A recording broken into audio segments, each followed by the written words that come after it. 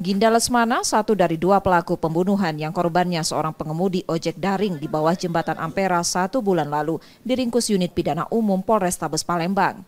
Pelaku ditangkap saat bersembunyi di rumah mertuanya di Jalan Mayor Zen, Kalidoni, Palembang. Setelah ditangkap, tersangka kemudian dibawa ke Polrestabes Palembang untuk pemeriksaan. Keterangan Kapolrestabes Palembang, kejadian pembunuhan berawal saat pelaku utama FL yang dalam pengaruh minuman keras terlibat perselisihan dengan korban. Saat keributan terjadi, FL mengambil senjata tajam milik Ginda dan langsung menusuk korban. Tersangka Ginda yang berusaha mengambil kembali sajamnya ditegur korban yang terluka, lalu tersangka memukul korban.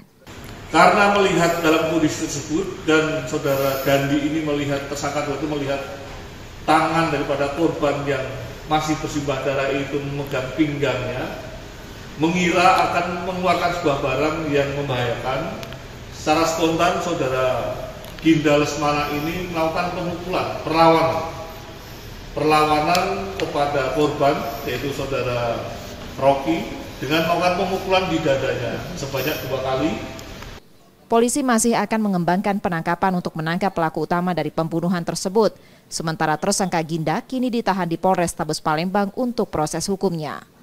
Yudi Kiswanto, Kompas TV, Palembang, Sumatera Selatan.